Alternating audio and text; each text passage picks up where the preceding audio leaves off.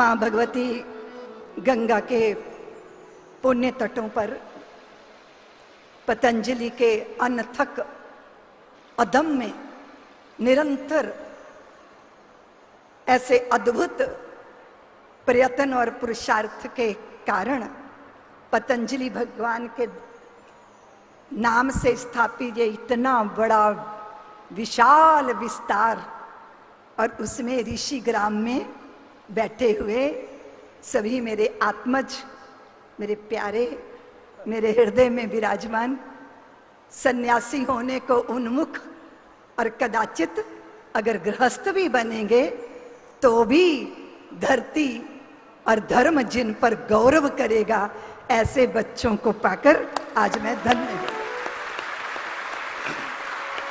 मैं पूज्य महाराज जी आपके प्रयास को, आपके प्रयत्न को, आपके संकल्प को, संकल्प की सिद्धि को, आपके चित्त में जो भावना थी, विचार थे, चिंतन थे, उसकी इस साकार सृष्टि को, इतना भारी निर्माण, वो तो भवनों का निर्माण है जो अलग अलग सेवा के लिए समर्पित हैं, लेकिन सबसे बड़ा निर्माण भारत के बच्चे हजारों की संख्या में आज सन्यासी होने को उत्सुक हैं। ये आपका परम तप का प्रसाद है। इसलिए मैं आपके चरणों में कोटि कोटि प्रणाम करती हूँ। भारत भूमि आप जैसा पुत्र पाके धन्य है, और हम जैसे साधु, आप जैसे भाई पाकर, अग्रज, अनुज, जो मर्जी कह लीजिए, जब पुरुषार्थ का विषय आता है ना दिमाग में, तो लगता है भगवान ये महापुरुष सिर्फ जगाने के लिए, जागने के लिए, कार्य करने के लिए, कार्य भी गौरव हो जाए, सदकर्म अपने आप में सम्मानित हो जाए। बहुत लोग हैं जो सजने के लिए गहने पहनते हैं। सजने के लिए क्या पहना जाता है? अलंकार, अलंकृत होने के लिए ना। और कभी कभी कोई ऐसा व्यक्ति गहना पहन लेना तो वो अलंकार भी अलंकृत हो जाता है। पूज्य महाराज जी ने साधु भेष को अलंकृत किया है। इसलिए मैं जब चारों तरफ, अब देखो बाबाओं का भेष देखकर ना बहुत सारे लोग फबतियां भी कसते हैं ना। कभी कभी जो खोटे और नकली सिक्के गड़बड़ियां करते हैं, उनकी वजह से असली वालों को भी सुनना पड़ता है। लेकिन ऐसे वातावरण में पूज्य महाराज जी ने इस भगवे को ऐसा गौरव दिया है कि आज धरती भगवाधारियों को पाकर बनी। और आग है ये, आग, आग, ये तपश्चर्या की आग है। इस अग्नि में हमें हमारी आंतरिक वासनाएं, महत्वाकांक्षाएं, अपनी ही इंद्रियों, मन के साथ हमारी जो ऊब जूब चलती है, उस सबको ध्वस्त कर देना होता है। ये गैरिक वस्त्र नहीं है, ये तप की अग्नि है जिसमें हम जलते हैं और उसी तरह निखरते हैं जैसे सोना आग में जलकर कुंदन बन जाता है और चमकदार हो जाता है। पूज्य महाराज जी बता रहे हैं कि 500 से भी ज्यादा रिसर्च पेपर विश्व पटल पर जिन्होंने स्थापित कर दिए हैं, ऐसे मेरे बहुत आदरणीय, बहुत प्रिय पूज्य आचार्य श्री, उनकी उपस्थिति को मैं प्रणाम करती हूँ। महाराज जी अभी बहुत आनंद आ रहा था जब वैद्यों की दशा बता रहे थे, क्योंकि कभी कभी आयुर्वेद का जो पद्धति रही, उसके प्रति लोगों की जो उपेक्षा रही, उसके प्रति जो अवहेलना हुई। देखो, अगर बार बार अवहेलना होती है ना, उपेक्षा होती है, तो पौधे भी मुरझा जाते हैं, है ना। ये तो पद्धति है, अपनी परंपरा की, अपनी भाषा की, अपने तौर तरीकों की इतनी उपेक्षा और षड्यंत्र पूर्वक हुई। लेकिन हम हमेशा ये पढ़ते थे कि माँ भारती वो ऐसी प्रसूता हैं, वो ऐसी माँ हैं वो जब जब उस पर संकट आता है तो वो अपनी कोख से ऐसे पुत्रों को जन्म दे देती है जो उसके गौरव की प्रतिस्थापना करते। हमारे आचार्य श्री ऐसे ही पुत्र हैं मां भारती के, जिन्होंने धरती के गौरव को, इस धरती की औषधियों को, हिमालय के दर्शन को, गंगा मां के तटों पर उसकी धारा में हिमालय का दर्शनीय दर्शन रहता है। बूंद बूंद में दिव्य औषधियों का रस बहता है। जो आचार्य श्री और महाराज श्री ने किया है, ये भारत नहीं, ब्रह्मांड के त्रिदेवों की आभा को चमकाने का काम किया है। त्रिदेवों की अनुपम आभा, जो निराकार था उसे सगुन कर दिया। हम सोचते हैं हमारे बच्चे जब जवान होते हैं ना, तो वासना के थप्पड़ खा के बिखर जाते हैं, पर महाराज जी ने निश्चित कर दिया कि वासना के थप्पड़ खा खा के हम बिखरेंगे नहीं, इस चोट को झेल जाएंगे और निखर के चमकदार हो जाएंगे। ये तप से संभव है, ये तप से संभव। मनुष्य ही हैं हम, बहुत कुछ नहीं है हम, देवता नहीं है हम, मनुष्य ही हैं। और मनुष्य अपनी दुर्बलताओं के साथ होता है, वो प्रकृति जन्य होती हैं, लेकिन उन दुर्बलताओं के ऊपर अंकुश कर लेना, उन पर विजय पा लेना, इसी को धर्म की जय बोलते हैं। अगर आप अपने पूरे इतिहास को उठा के देखोगे ना बच्चों, तो आप देखोगे कि ये वो धरा है जहां वचन की प्रतिष्ठा के लिए, सत्य की प्रतिष्ठा के लिए निज सुत मरण स्वीकार कर लिया गया था।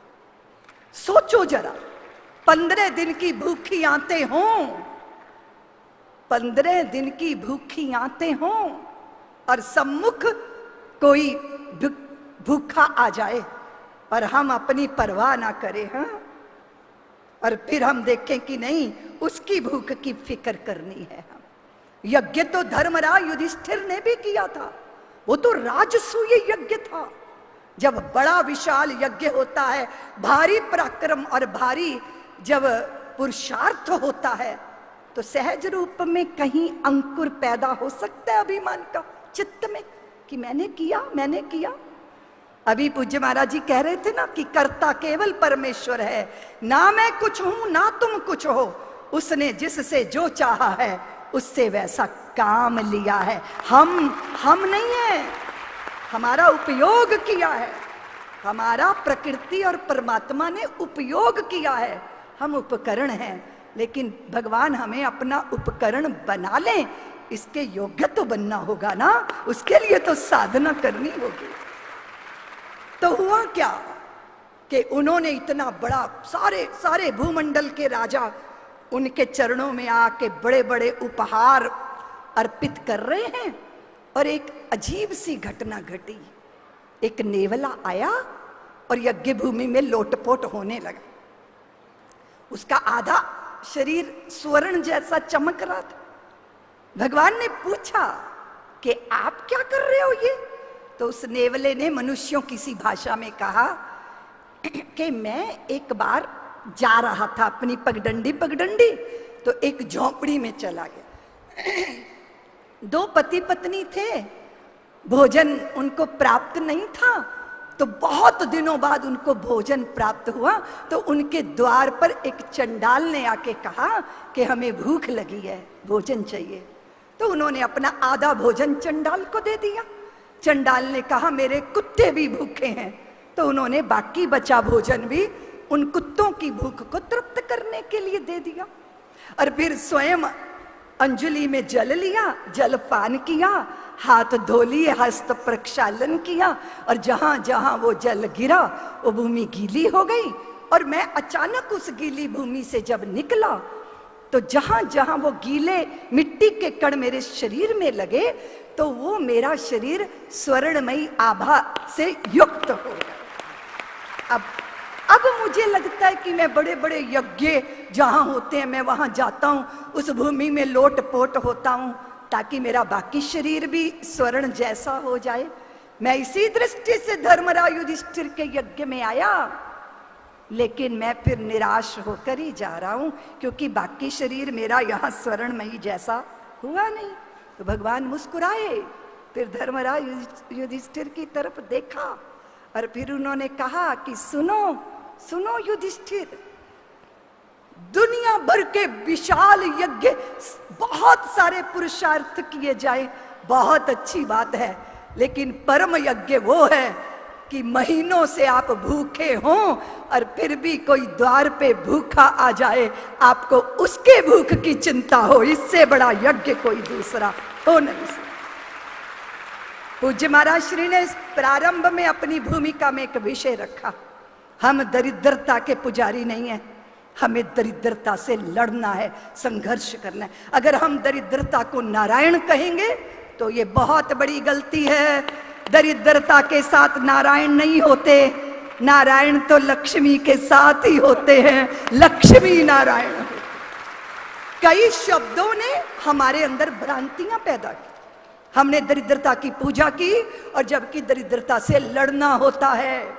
समृद्धि को अपने पुरुषार्थ के बल पर हम धरती पे उतार सकते हैं, पर पूज्य महाराज श्री का संकल्प भारत को समृद्ध करना ही नहीं है, समृद्धि के साथ साथ, भव्यता के साथ साथ भारत को दिव्यता भी देनी है। और उसके लिए सन्यासियों का गैरिक वस्त्र धारण करके जन्म होने की ये प्रक्रिया चल रही है। पुरुषार्थ से भव्यता आएगी, लेकिन भव्यता में लोग सुखी होते हैं क्या? बोलो ना। बहुत सारे सुविधाओं में रह के बंदा सुखी नहीं होता, क्योंकि सुविधा अलग चीज है और सुख, बोलिए ना, कुछ तुम भी तो बोलो, कुछ तुम भी तो बोलो। और भारत भव्यता के लिए मात्र नहीं है, भारत भव्यता जिसमें दिव्यता। इसलिए आप पतंजलि के विस्तार को देखेंगे, हृदय आनंदित हो जाएगा। और जब पतंजलि के आंगन में इन ऋषि पुत्रों को देखेंगे तो आप और आनंद में डूब जाएंगे, क्योंकि अब निश्चित हो गया कि भव्यता के साथ साथ भारत दिव्यता को जिए। और इसके लिए भारत भूमि की यही विशेषता रही। और मैं आपसे निवेदन करती हूँ, बहुत सारे बच्चे आज जब पहले गीत गाया जा रहा था ना कि साधु बन जाऊंगी, साधु बन जाऊंगी, अब इतना वो ना, जो एक बार दूल्हा बनता है ना, उसके आगे लोग नाचते हैं। एक जना मुझे पूछ रहा था कि दीदी माँ, ये दूल्हा घोड़ी पे क्यों चढ़ के आता है, ये गधे पे क्यों नहीं चढ़ता? तो हमने कहा अब गधे पे गधा तो चढ़ नहीं ना सकता। अब सामने जो है वो दुनिया नाच रही है, वो भी बेचारा शेरवानी पहने, अंदर से पसीने की धाराएं बह रही हैं, और लोग कहते हैं नाच ले नाच ले। उसके बाद तो दुनिया नाचती है ना सामने, फिर दूल्हे को नाचना पड़ता है जिंदगी भर। लोग कहते हैं कि दूल्हा कहते, दीदी माँ मैंने इसकी मांग भर दी, आप खुश हो? मैंने कहा सिंदूर से भर दी, पर जिंदगी भर भर नहीं पाओगे, मांग इतनी लंबी होती है, इतनी बड़ी होती है। अब ये मांग है, ये तो खत्म ही नहीं होनी है। जिंदगी में पूरा संसार इसमें झोंक दो, ये मांग है। मैं सदग्रस्त जीवन का विरोध नहीं करती हूँ, सदग्रस्त जीवन से ही सन्यासियों का प्रादुर्भाव होता है। महर्षि दयानंद जी के माँ पिता ना होते तो फिर उनका जन्म कैसे होता? पूज्य महाराज श्री, अभी थोड़े दिन पहले पूज्य महाराज जी के पिताजी का चित्र मुझे किसी ने दिखाया, पगड़ी बांधे हुए। वो मेरी परीक्षा ले रहे थे, कह रहे थे आप पहचानती हैं, आप पहचानती हैं? हम थोड़ी देर तो अनजान बने रहे, हमने सोचा थोड़ा आनंद ले लेते हैं। आप पहचानती हो ना दीदी माँ, बताओ ये कौन है? मैंने कहा ये पूज्य महाराज जी के पिताजी हैं, मेरी परीक्षा मत लो, मैं सब जानती हूँ। उन माता पिता को हम प्रणाम करते हैं जो ऐसे अपनी संतानों को देश धर्म के लिए समर्पित करें। अभी मैंने कहा था कि भारतीयों को 4 पुत्र जन्म, बच्चे पुत्र नहीं, खाली पुत्र पुत्रियां दोनों का, तो सारा दिन टीवी पे बवाल मचता रहा कि जी इतनी जनसंख्या बढ़ रही है और ये रितंभरा क्या बात कर रही है। तो हमने कहा भाई एक जो है विरासत आपकी संभालेगा, एक दो आपकी रिश्तेदारी संभालेगा, पर एक दो तो ऐसे हों जो भारत के धर्म की ध्वजा लेकर उसके संवाहक बनने के लिए।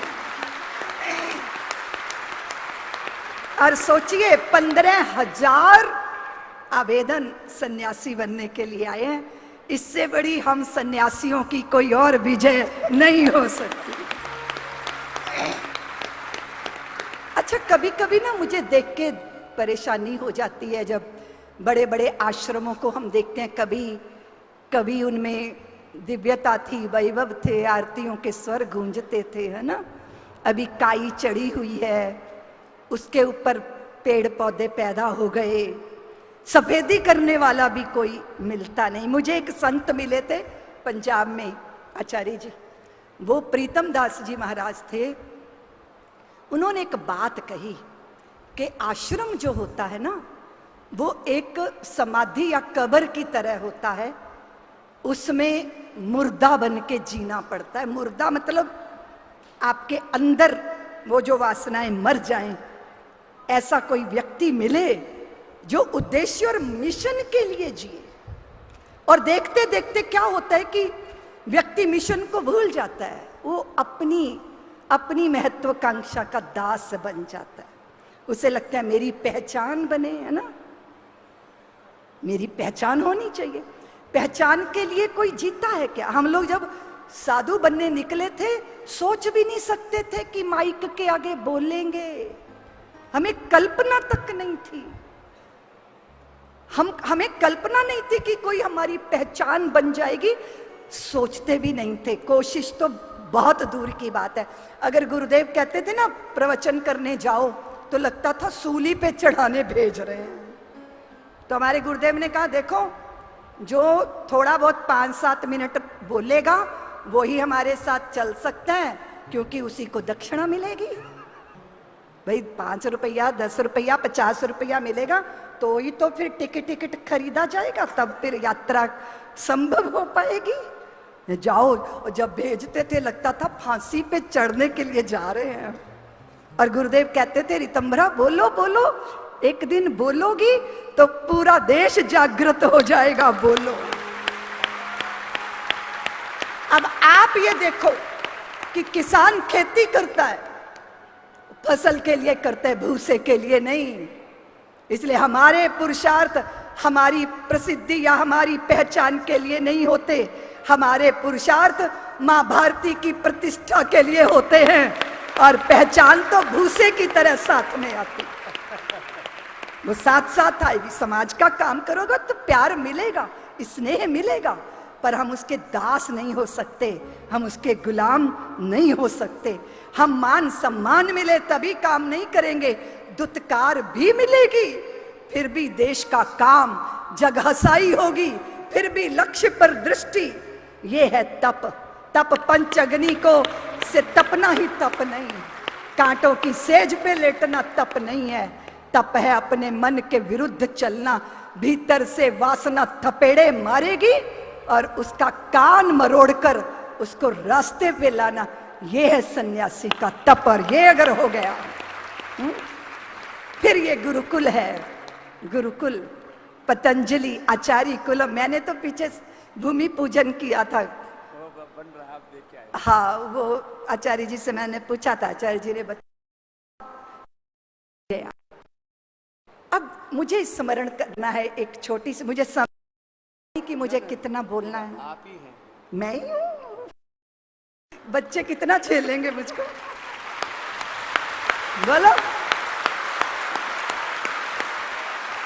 सबसे पहली बात, एक बात, संसार में सुख बनकर चीजें दिखती हैं पर वो सुख नहीं होती। उसको हमारे यहाँ बोलते हैं मृग मरीचिका। क्या बोलते हैं? दिखाई देता है जब, पर हम उसको वहां जाके प्राप्त कर लेते हैं तो वो दुख का रूप धारण करके खड़ा हो जाता है। व्यक्ति, वस्तु, पदार्थ सुख बन के निमंत्रण तो देता है, पर वो परमानेंट, वो लगातार निरंतर वो उसमें सुख होता है क्या? ये दुनिया जब खिलौना है, मिल जाए तो मिट्टी है, ना मिले तो सोना है। एक बार पागल ट्रांसफर किए जा रहे थे दूसरे पागल खाने में। तो गाड़ी में पागल बैठे थे, एक बंदा बड़ा सुंदर सा पागल हो गया। मैंने पूछा कि ये पागल क्यों हो गया? बोले दीदी माँ, ये जिस स्त्री से ब्याह करना चाहता था ना, उससे इसका ब्याह नहीं हो पाया, इसीलिए ये दुख के मारे पागल हो गया। तो मैंने कहा ये जो बगल में बैठा है ये क्यों पागल हो गया? बोले उसी स्त्री से इसका ब्याह हो गया, इसीलिए पागल हो गया। ये दुनिया अजब खिलौना है, मिल जाए तो मिट्टी है, ना मिले तो सोना है। ये दुनिया अजब खिलौना है, इसलिए इसको बोलते हैं मृग मरीचिका। दुनिया इसके चक्कर में फंस जाती है, और जो जागृत है उसे पता है कि मुझे इस माया के मोह में, माया का मतलब क्या है? क्या मतलब है माया का? जहां जो दिखाई देता है वो नहीं है, और जो नहीं है वो दिखाई देता है ना? उसके लिए क्या चाहिए? उसके लिए प्रकाश चाहिए, ताकि आप देख सको। विवेक दृष्टि चाहिए, और वो विवेक दृष्टि जब साधु को प्राप्त हो जाती है, उस सारे संसार में अहिर्निश वो इस तरह चलता है बच्चों, जैसे मणिधारी सर्प अगर अंधेरे में भी चला जाए तो अपने गुणों के प्रकाश से प्रकाशित हो जाता है। अब मैं जब पूज्य आचार्य जी और महाराज श्री की सृष्टि में आती हूँ ना, तो मुझे स्मरण आता है कि गुरुकुल यानी वो ऐसा अच्छा मनुष्य तैयार करना। मनुर्भव, मनु जी ने कहा ना मनुष्य बनो, तो कहा गुरुदेव अब हमें छुट्टी दो ना, हम स्नातक हो गए, हम अपने नगर में जाएं और वहां जाके हम अपना जीवन जिएंगे। तो गुरु ने कहा कि ठीक है, पर थोड़े दिन हम पहले वन विहार के लिए एक दिन चलेंगे, उसके बाद आप लोग स्नातक हो जाओगे, आखिरी में एक छोटी सी परीक्षा लूंगा, उसके बाद आप जा सकते हैं। तो वन विहार के लिए सब गए। तो वो बहुत सुंदर अपने अपने गुणों में, किसी को भोजन बनाना अच्छा लग रहा था और किसी को भोजन खिलाना अच्छा लग रहा था, कोई स्वर संधान कर रहा था और कोई शब्द भेदी बाण चलाने का अभ्यास कर रहा था। इतने में नदी में छपाक से किसी के कूदने की आवाज आई। नदी में कोई कूदा और घोड़े की टापों की आवाज आई कि घोड़े पे चढ़ के कोई भागा। तो जिसको तैरना आता था ना, वो विद्यार्थी दौड़ के गया वो नदी में। उसने नदी से जब जिसको निकाला, वो 16 वर्षीय एक षोडशी कन्या थी। उसके भीतर पानी भर गया था, इसीलिए वो अचेत हो गई थी। तो उनका एक दूसरा शिष्य था, जिसको वो आचार्य जी का शिष्य था, उसे जड़ी बूटियों का ज्ञान था। वो दौड़ा गया, एक जड़ी उठा, उसका रस उसने उसके नाक में निचोड़ा और वो कन्या को होश आ गया। जब उसे होश आया तो सारे विद्यार्थी और आचार्य जी सारे उसको घेरे थे। इतने सारे पुरुषों के बीच में वो घबरा गई, उठ के बैठ गई। आचार्य ने उनके माथे पे हाथ रखा, बोले पुत्री तू निश्चिंत हो जा, तू सुरक्षित है, तुमने नदी में क्यों छलांग मारी? तो उसने कहा कि गुरुदेव आचार्य जी, इसी क्षेत्र का जो मंत्री है उसका दुर्दांत दुर्विनीत पुत्र, वो मैं यहां मंदिर में पूजा करने आई थी और वो मेरे मान सम्मान पर चोट मारने का प्रयास कर रहा था। तो मैंने अपने शील की रक्षा के लिए नदी में छलांग लगा दी। तो आचार्य ने कहा तू प्रसन्न हो जा पुत्री, क्योंकि तेरे अपराधी को दंड मिल गया। क्योंकि उनके एक सन्यासी, एक जो शिष्य थे जिनको शब्द भेदी बाण चलाना आता था ना, उन्होंने शब्द भेदी बाण मार के उस व्यक्ति को, उस अपराधी को घोड़े से नीचे गिरा लिया और दंड दे। वो बोले कि पुत्री तू निश्चिंत हो जा, तेरे अपराधी को दंड मिल गया। फिर अपने 2-3 शिष्यों से कहा बच्चों जाओ इस बच्ची को इसके पिता के पास सुरक्षित भेज कर आओ। सांझ हो गई, गुरु शिष्यों ने लौटना है, गुरुकुल जाना है, छात्रावास जाना है, सब ने अपना काम समेटा। तो एक ने आके कहा गुरुदेव कैवल्य भोजन करके ऐसा सोया है, उठ ही नहीं रहा। उसको हम उठाने गए, वो उठ ही नहीं रहा। तो आचार्य अपने शिष्य को जगाने गए, जो पेड़ के नीचे खूब दाल बाटी खा के सोया था, गुर्रक बजा रहा था, उन्होंने सोचा खुराटे भर रहा होगा, मैं जगा दूंगा। जब उन्होंने देखा तो कैवल्य की छाती पर एक सर्प सोया हुआ था। कैवल्य की आंखें खुली थी और वो सीधा सपाट लेटा था। उसने गुरुदेव कहा, गुरुदेव मैं आ जाऊंगा, आप जाओ, जब इस सर्प राज की नींद पूरी हो जाएगी तब मैं आ जाऊंगा। थोड़ी देर में वो जो सांप था वो जागा, उसकी छाती से उतरा, अपने बिल में चला गया। कैवल्य उठा और गुरु शिष्य सब लौट रहे थे, वो भी दौड़ के शामिल हो गया उसी टोली में। सब कह रहे हैं, गुरुदेव आप किससे प्रसन्न हो? आप मुझसे प्रसन्न हो? दूसरा कह रहा है, आप मुझसे प्रसन्न हो?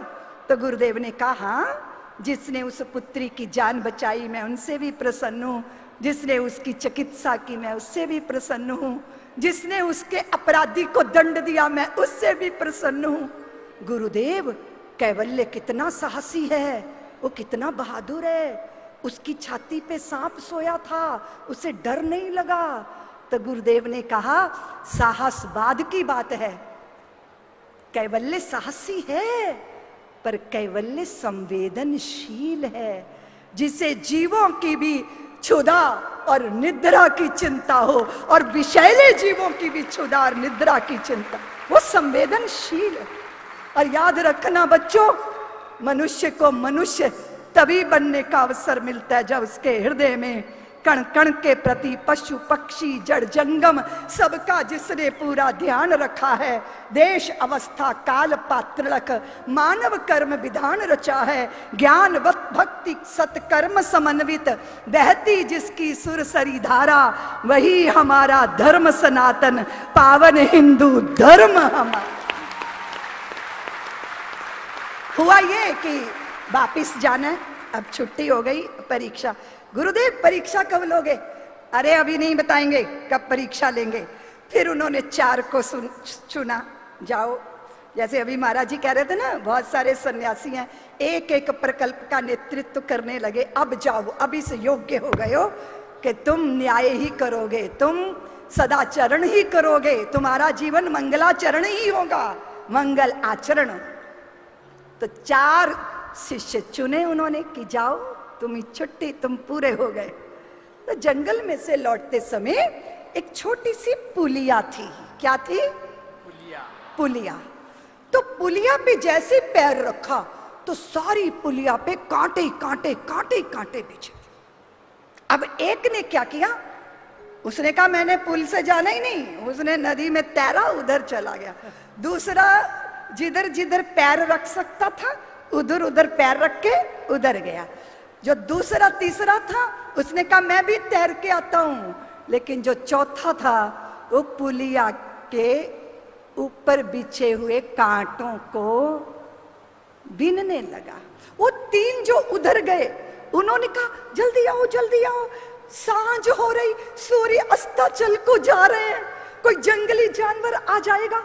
उसने कहा इसीलिए कि सूर्य अस्ताचल को जा रहे हैं, सांझ हो रही है, रात को इस पुलिया से कोई जंगली जानवर निकलेगा, उसके पैरों में कांटे चुभ जाएंगे, वो बहुत पीड़ा पाएगा। जब तक मैं पूरे कांटे नहीं बीन लूंगा तब तक मैं उस पार नहीं आऊंगा। बस इतने में गुरु जी प्रकट हो गए। गुरु आ गए वहां, और जो 3 उधर चले गए थे ना, उनका पकड़ा कान और बोले लौट चलो आश्रम, तुम अभी इस लायक नहीं हो कि नगर में जाके तुम नागरिकों की सेवा करो।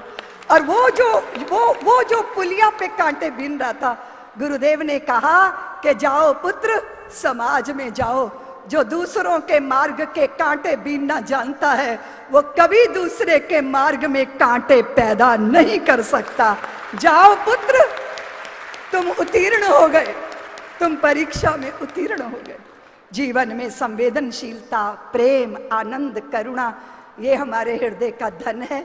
मैं आज आप सबके बीच में आके बहुत धन्य हुई हूँ। बहुत आश्वासन है चित्त को कि चलना प्रारंभ किया है। निश्चित रूप से मंजिल कठिन सन्यासी की नहीं होती, याद रखना, याद रखना।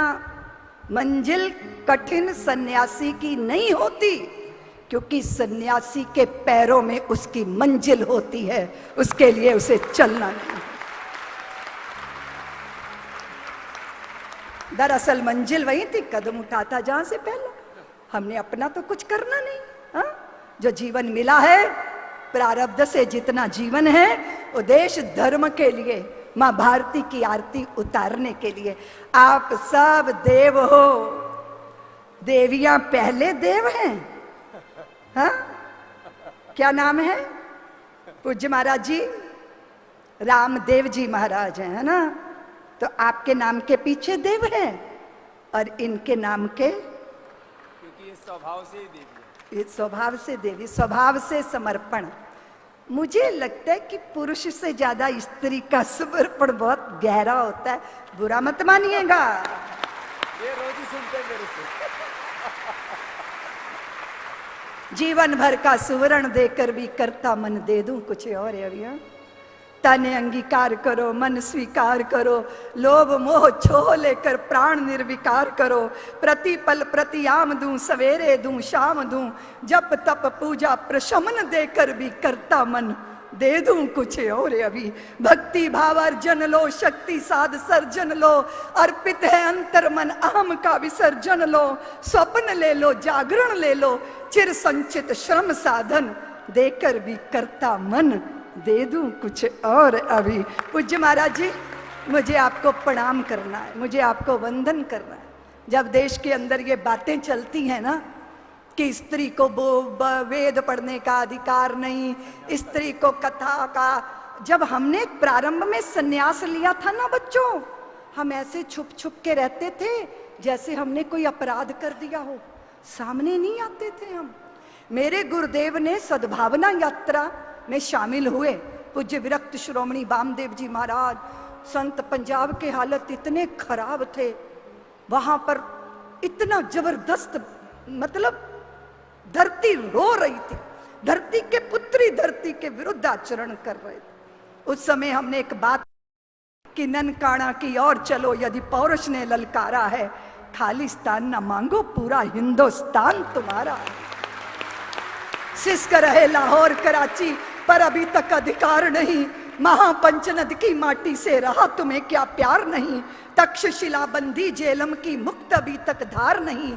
खंडित है पंजाब समुच्चा, कर पाए प्रतिकार नहीं।